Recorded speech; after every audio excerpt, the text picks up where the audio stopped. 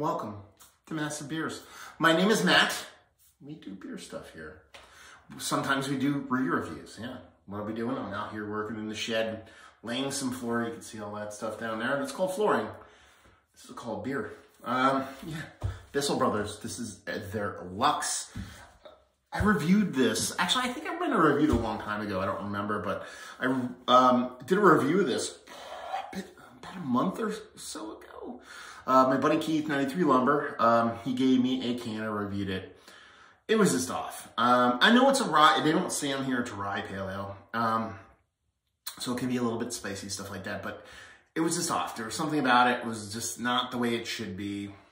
Such is life. So I posted a review, not necessarily to poop on a beer, but more as a talking point about, you know, shelf life and how things are handled and all that kind of stuff.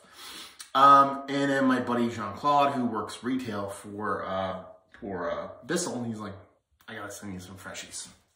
That's where this comes from. So thank you very much, dude. So we'll see how this sucker lands in compared to the other one. So let's give it a pour. See what's what. Like I said, I'm out here working in the old shed. It's much less echoey already. I know it's probably echoey to you, but just getting this paint down and all that stuff. Flavor-wise, we talked about it already. Big on it. And beer-wise, it actually looks quite a bit dark, but it doesn't have that kind of oxidized haze to it. If you actually look at it, it has a darker look than you would expect from a hazy pale ale. But it's clearer. There's something about this that is a little bit less dense. So it definitely looks a better part of that beer. Let's dive in the nose.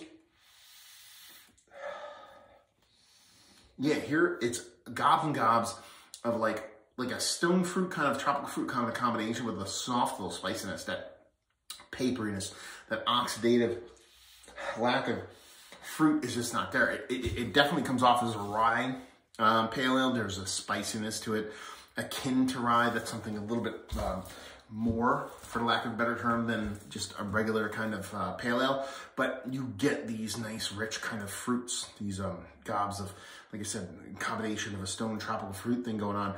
This nice sweetness to it. And sweetness is inherently gone on the other one, so I'm kind of curious to see where this one lands. Let's dive in. Cheers, y'all.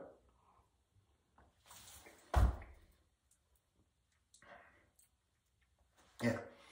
I mean, there's a lot of similarities between this and that beer as far as its core and what it is. You know, it does come off a little bit spicier. Again, that's something I didn't really talk about in a previous review, but it's definitely in here. But it's the way this sweetness, the way the fruitiness of this beer comes off as compared to the other one. And that lack of that papery, dry, lessening of impact kind of oxidative state just isn't there. Because more often than not, a lot of times when you get oxidation in a beer, it imparts a couple different things. One, it lessens sweetness. One, it lessens mouthfeel. This is very sultry, very silky. And then it lessens this kind of punchiness that you get from the fruit portion of the show and hops, more specifically with IPAs when it comes oxidized. You're not getting that here. Sure, it's not a New England style IPA with just gobs and gobs of like over-the-top fruitiness that is just like, you know, super haze. That's not what this beer is supposed to be. It's supposed to have that bit of kind of, I like to call it like an East Coast, West Coast IPA. That's kind of how rye IPAs kind of come off in my brain more often than not, because they tend to have these fruity, juicy kind of components to them, but they don't necessarily come off with that ranky-dank bittering. So there's this kind of like spicy bittering to it. And that's where this one kind of comes off. Infinitely more drinkable. There's just a nice soft silkiness of the beer while at the same time retaining that nice fruit portion of the show and letting that spice kind of come through. And just kind of shows you how these beers can, you know, can morph over time. You know, that other one was only about a month old, but chances are just going to be used to crap. And this one shows much, much nicer, much, much better.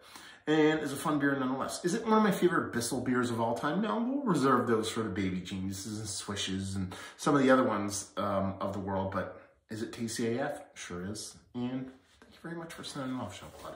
Very tasty beer. So there you go. Quick review in the books. We're at 5 minutes now. I'm going to get back to doing some flooring and appreciate the send-off. Very tasty stuff.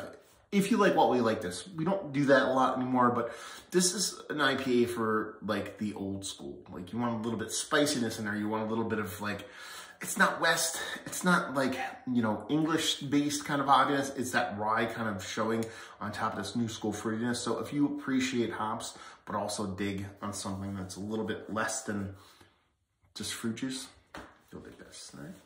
Let's talk about it. Have you been to Bissell? Have you had this beer? Have you had it fresh? Have you had it old? All that stuff down there. Hopefully you guys enjoyed the review. Hopefully see you next time. Cheers, y'all.